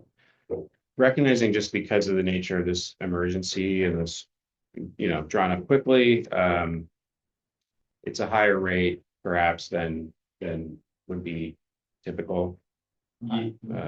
It's a slightly more upfront cost. I mean, you do traditionally with the design scope, you're not getting a request of the upfront payment. But due to the fact that we're pulling geotechnical surveyors, other crews off existing jobs and getting them out here onto our job, it is a significantly higher ask up front. But overall, it's roughly around the same engineering rates we typically see. Okay, so given like Yeah. the scope of work and FTEs needed on this and all of that, this is these are reasonable numbers. Yeah, you figure around 10% for engineering of the project cost, so we're thinking around 60, going on our high end. We sit at 6 and we're at 4.5 now. Sure. And so it was built into this cost Yes, summary that we've already, thank you. And we worked with them before? Correct. Yeah. Okay, so this isn't, I'm seeing a proposal memo in here, but not like a contract or work order approval, so It's gonna follow our exact same contract work order format, so the same as every other aspect. We already have PSA with them, which protects us legally with the PSA. We just don't have a work order number. Yeah, we will have a work order number here shortly, which we can amend. I got this last night at like 10:30, so. Sure.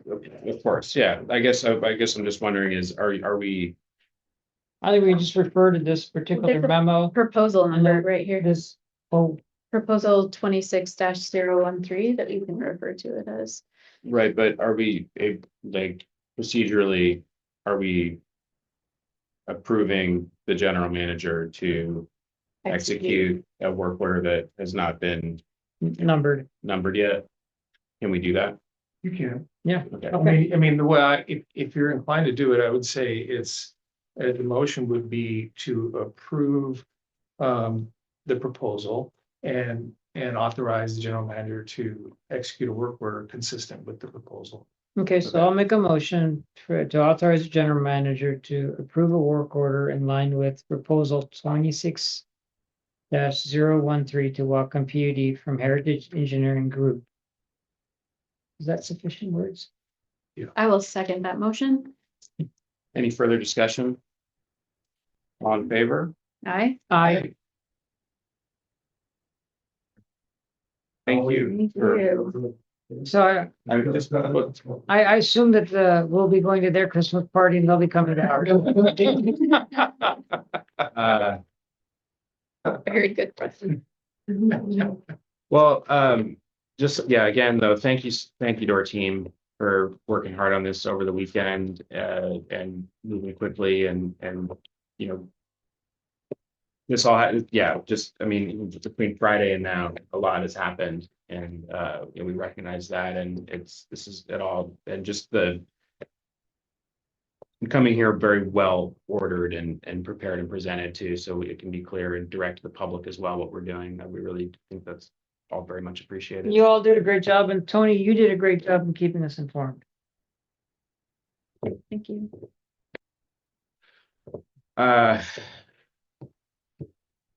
And Peter too. Yeah, everybody, yeah. Everybody, yeah, that we have people we don't see right now.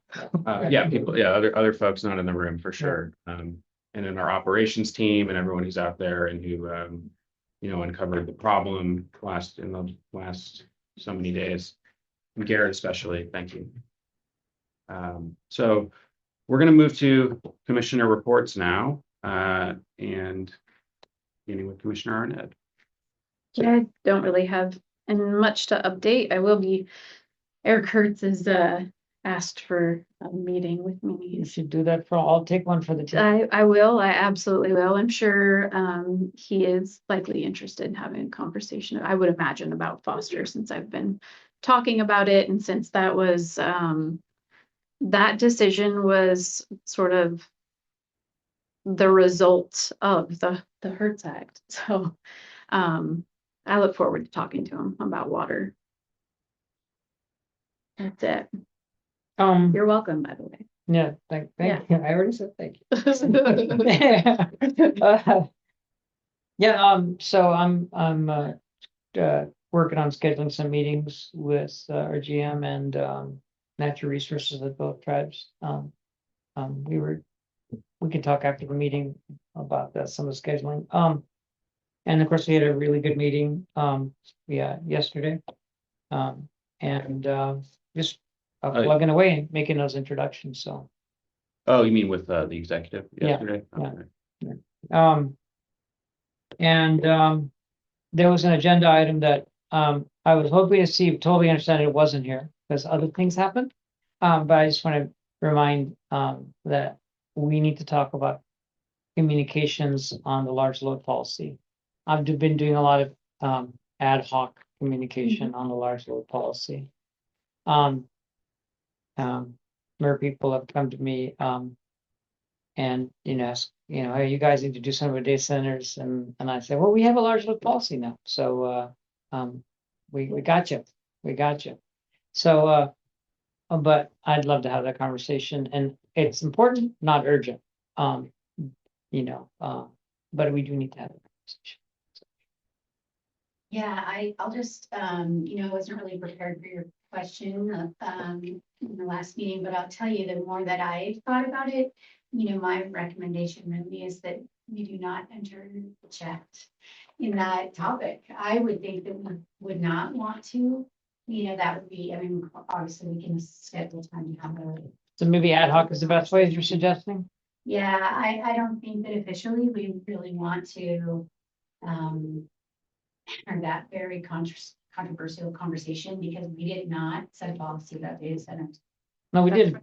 Oh, no, I wouldn't. I know, but I understand what you're saying, but I know that that's what people are asking about, and I think that it could drag us into a conversation where we don't belong, because we had very clear instruction from Peter that wasn't what. I agree, and actually, I brought this up when we were approving that policy, that Chelan, and I think it was Chelan in their language when they set their policy, they specifically did it in response to data centers, but they have a data center.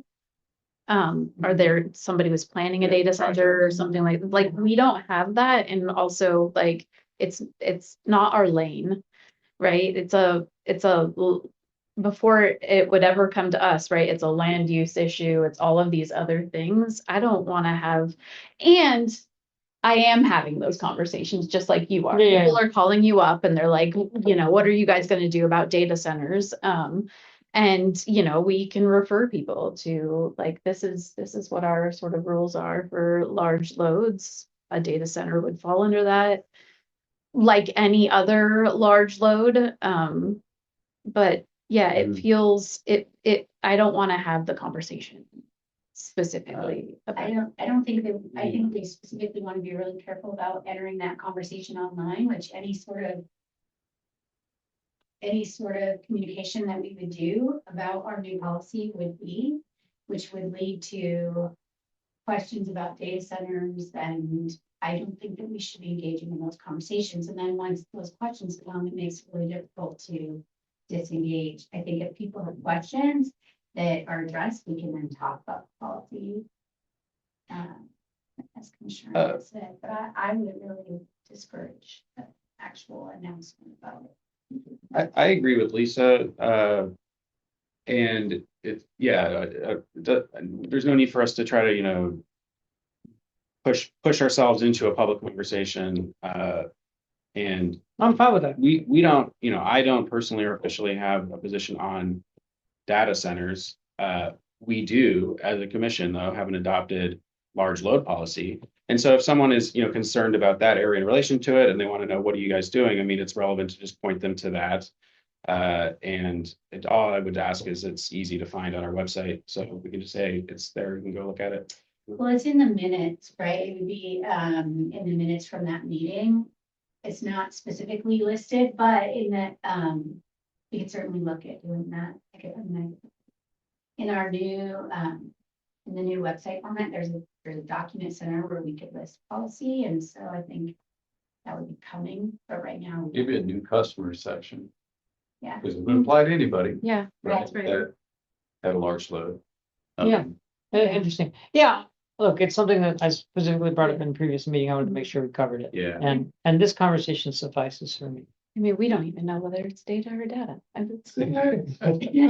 it's, Not us. yeah, I mean, it could be If commissioners, if you will, last week, last Thursday, I forwarded you an email because I didn't know if you've seen it. I think you got to from the NW PPA regarding the Utility Commission in Washington State, which applies to investor-owned or privately owned utilities, is engaged in the discussion on how we're going to handle large loads data centers for the investor-owned utilities like PSE. And NWPPA sent a letter on behalf of the public utilities. And that email that's a good read for you. And we should be tracking what the utility commission is doing. According to NWPPA, is going to lead to perhaps some legislation in Washington State. So kind of the stay tuned approach is probably good in this case. And that may cause us to come back and look at the policy that we did sign and put in place, and maybe take some of the good ideas that are pointed out by NWPPA that other utilities have had to do because they've had just more prolific like Grant or others they just have more power and they've had to deal with this directly. So we may have to revisit that policy document, right? And it may be a part of your discussions with different constituents too. So. noted. Yeah, I'm sure that we will be updating it in the future. And it's more. Yeah, this is evolving. Of course, there's going to be further, state legislation in the area that may prompt us to have to make an update as well, and all of that. So. Cool. Yeah. The only other thing I want to update is that our next meeting, the 24th, I will be zooming in. I will be 24th, Yeah, 25th. 25th of August. Sorry, today's the I'll 11th. be 25th. partying down for my birthday on the 24th. So sorry, I won't be here for My birthday. We can celebrate it on Tuesday. okay. I mean, okay, that's So I'm just letting you know, I'll be attending a conference in DC. I like gluten-free cake.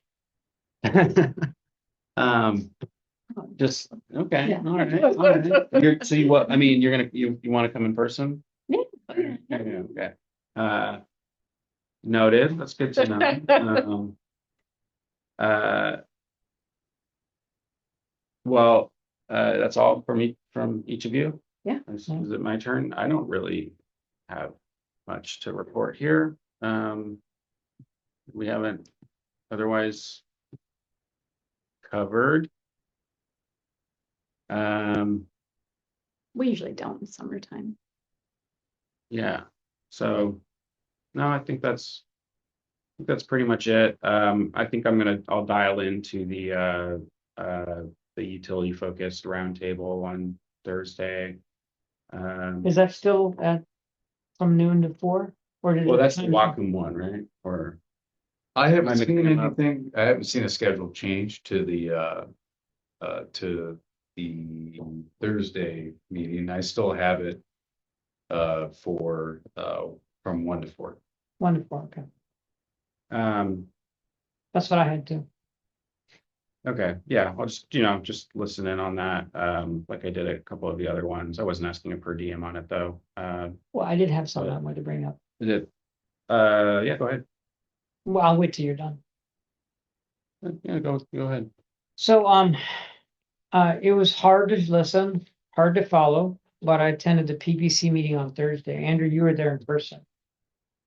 And you're in Idaho for a series of public power meetings and conversations.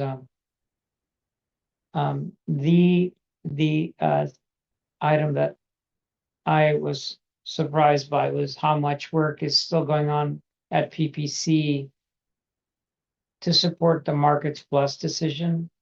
Apparently there's pushback. I'd like to hear more about that, Andrew.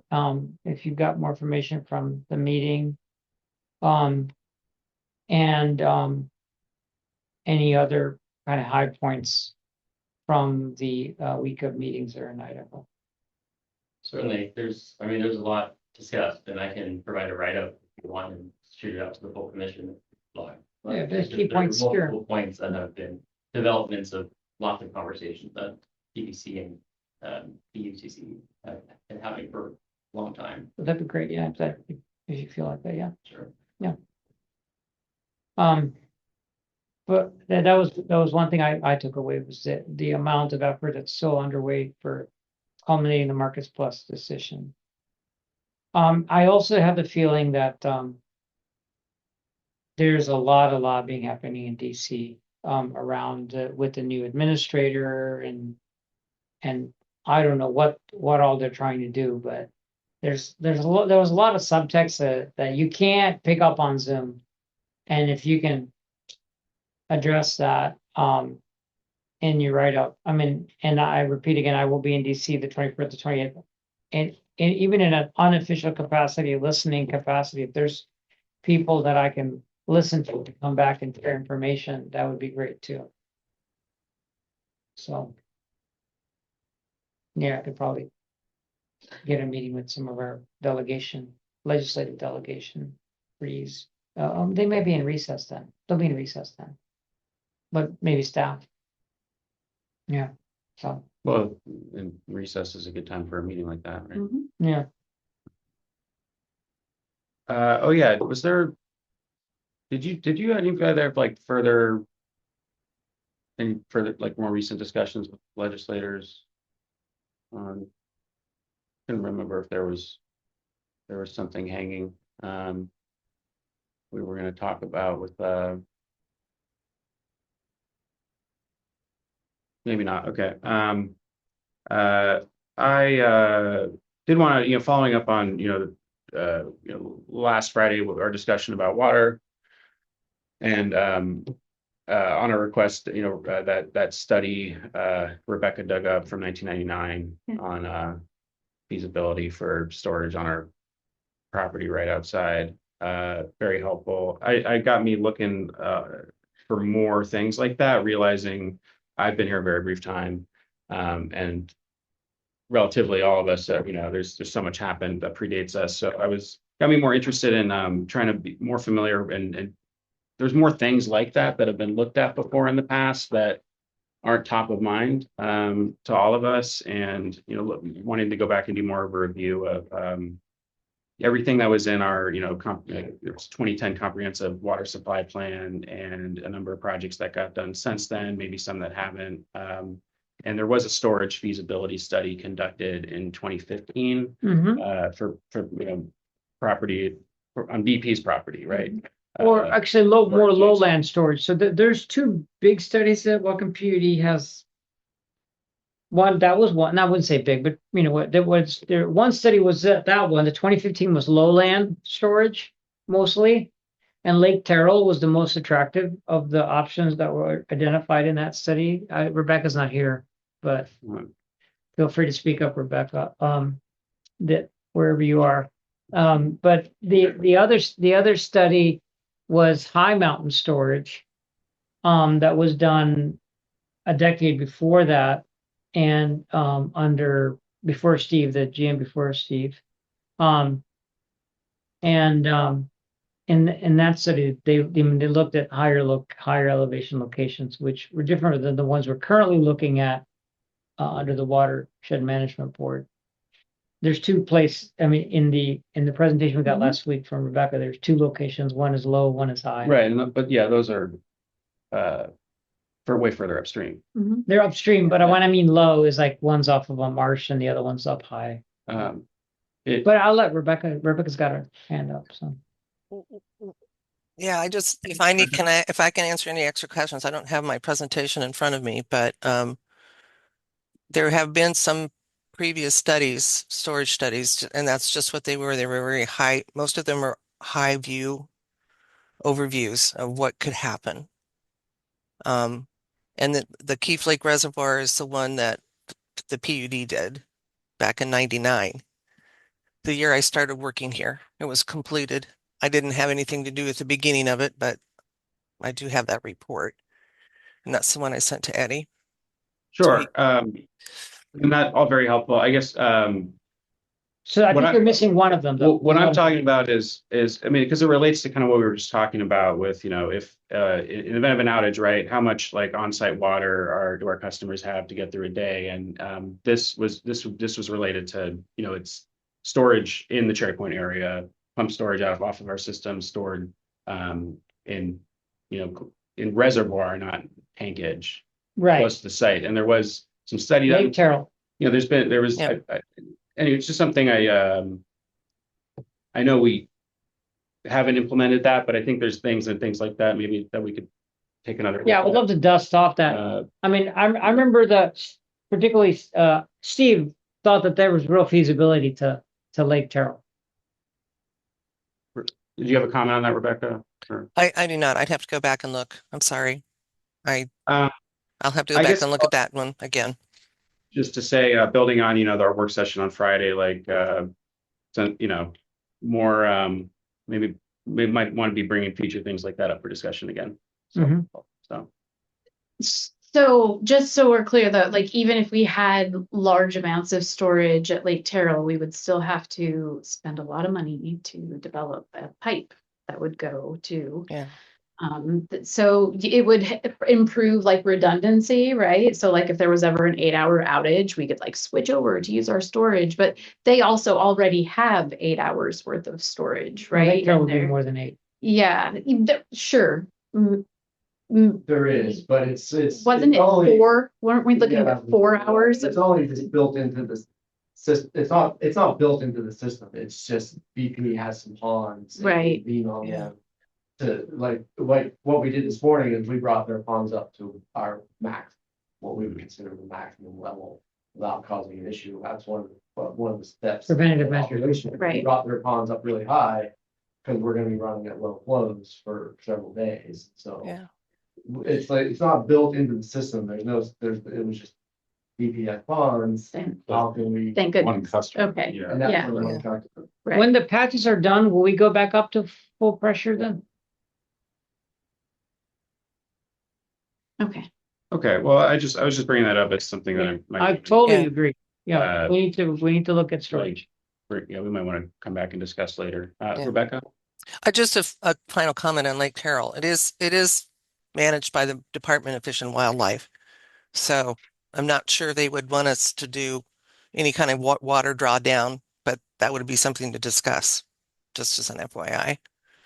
It's a great fishing lake, Yeah. right? With some absolute whoppers coming out of there, like sunfish and catfish, some records.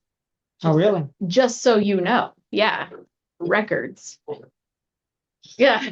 Oops. Are you thinking keep a lid on that organization and all the Tell where you. Dang, Yeah. okay. Makes sense. I have one last update. I just remembered. I attended the Skamania PUD commission meeting last week. And I just wanted you guys to know I made a public comment, just honoring, recognizing Liz Green. Thank you. And I just want to share so I think I've told a story about her and Jim Waddell. Both of them passed. Both of them beautiful human beings. But like, oh my God, on the Snake River issue, like you couldn't find two human beings more diametrically opposed on an issue. But I remember a meeting where, I mean, the majority was with Liz. Mhm. overwhelming majority, the plurality, the super majority was with Liz, and Liz really felt like the way Jim was treated in the conversation wasn't respectful. She went to go bat for him, and I always would go to bat for Jim. I always go to bat for the underdog. And I really appreciated that. And in commission meetings and her commission meetings, as well as at WPUDA, she would repeatedly say, there's so much that we have in common as people and as commissioners. And, we should really keep reminding ourselves of that. And then in that particular instance, the thing that she said that really struck me was even what makes us different can bring us together. So I just wanted to share that again. Just think it's a really powerful message and something that I'll hold as a message from Liz. So I wanted to share that. I'll try not to fight with you so much. No, no, fight with me. But even that brings us together. Well, thank you Yeah. for speaking to the Community Commission on our behalf as well. We do have one more opportunity for public comment, and if anyone would like to address us who's attending virtually, you can use the raise hand function at the bottom of the screen. I know we talked about a lot today that is maybe of significant concern to our customers, so we always welcome to hear from you and make sure that we're accommodating all needs as best we can. And so if not today, Pam Brady, please.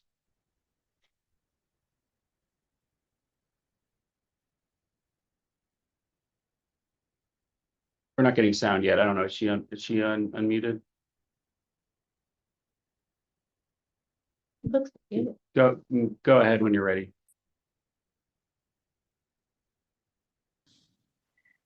Oh, all right. There we I'm go. sure this is user. Oh, we got you. You have me now?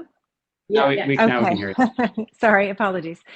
It's not a public comment per se, but just a question, if you would indulge me on the plans presented today. And I realize it's a long ways out, but I was wondering if it's known how long approximately the tie-in would be on the replacement line.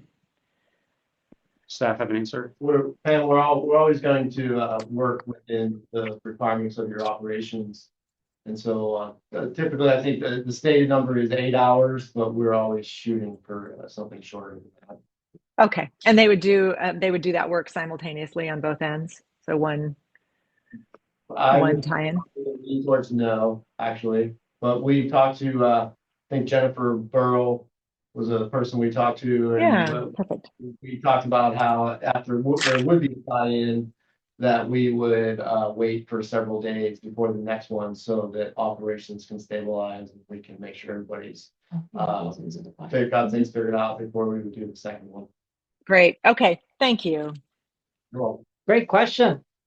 Yeah, thank you. Any other questions, Pam? Could answer right now? Well, I did write a whole list of questions that I'm going to bring to the team. It sounds like you're in touch with the right people, and so I won't take up your time here, but I appreciate all the info that you shared publicly today. It was really informative. we're dealing with Nash and Jennifer a lot. So. Yeah, that's great. Thank you. Well, feel free to reach out. Thank you. Do we have any other attendees wishing to provide comment today?